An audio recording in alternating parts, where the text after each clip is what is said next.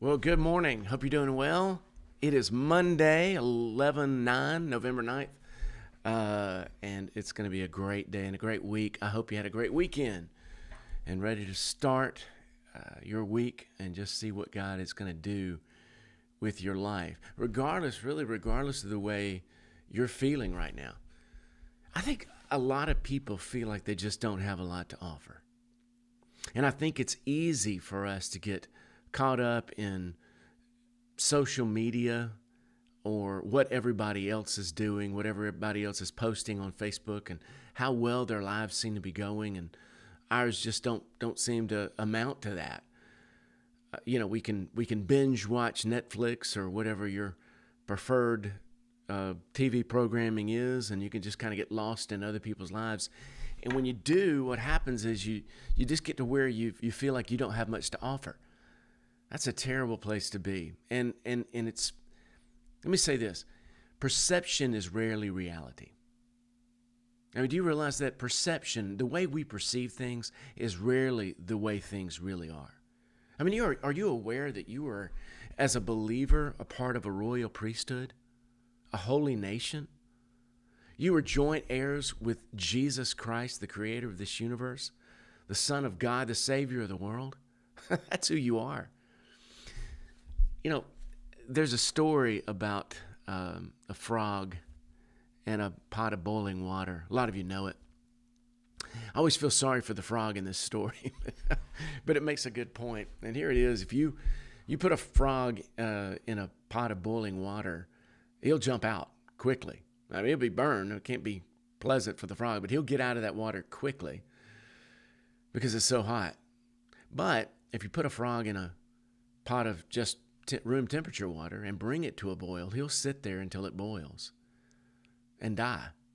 And I think that's a lot of what happens with our vision, a lot of what happens with our excitement about what's going on in our lives. Now, maybe this isn't you. I hope that you are just loving life and enjoying every single moment. But if this describes you, where, just over time, not any really big thing happened. It's just little nicks and little dings and little stuff that happened. Or maybe there was a catastrophe, a catastrophic event that happened in your life that's just brought you to a place where you just feel so unworthy, undervalued. Maybe it's sin in your life. There's just this recurring sin that you've promised God a million times you'd stop, and you just can't seem to get over that hill and get that out of your life. And it just costs you. You feel like you're not worthy to worship him, and it's not that he's not worthy. He's very worthy. If you do it, then somehow it makes you a hypocrite. Rather than relying on the fact that his mercy and grace reaches far, far beyond your sin and the sin of others. In fact, it covers over a multitude of sins. So the truth is, you are extremely valuable today. And every day. You always have been. But we don't feel that a lot of times. There's a story in the Bible, and we know it well. It's called the feeding of the 5,000. Mark records it in Mark chapter 6 about this little boy who has this 5 loaves and 2 fish. And Jesus has got to feed 5,000 people with that, or they've got to feed 5,000. People are getting hungry. The disciples suggest that Jesus sends them away so they can go get food on their own and then come back at an appointed time so he can finish what he's sharing with them. So you got 5,000 men. That's probably about 12,000 people with women and children who need to eat. And they've got 5 loaves of bread and 2 fish. That doesn't sound like it's going to go around, but it does. The miracle of God is that he does so much with what we think is so little. The disciples, as a matter of fact, what they did was they just dismissed it. Jesus said, what do we have? What are your resources? What do we have as far as being able to feed these people just right here so they can stay and I can continue with the message? And they say, it's just not enough. I mean, it's not even nearly enough. It might be enough for a small person, a child. As a matter of fact, it's a child that has it. And then Jesus says, have the people sit down. And what he does is being talked about on November 9th, 2021 by me. I mean, that's how amazing this story is. He fed 5,000 men, probably 12,000 estimated, 12,000 people with 5 loaves of bread and 2 fish. And when we think that we just don't have much to offer, Jesus says, on the contrary, you are so valued. It's not a matter of how much you have. It's a matter of what I will do with what you have. I want you to remember that today. There's another story that just popped in my mind. It's about this auction that was taking place. Most of you know it so well, but I love this story. Matter of fact, I think there was a song about it. An auction's taking place, and guess what's up for bid? A violin. The violin was in bad shape. It was all beat up. Didn't look like much. The bow wasn't any better. It just sort of matched that violin. And the auctioneer asked, who'll bid on this? Nobody said a word.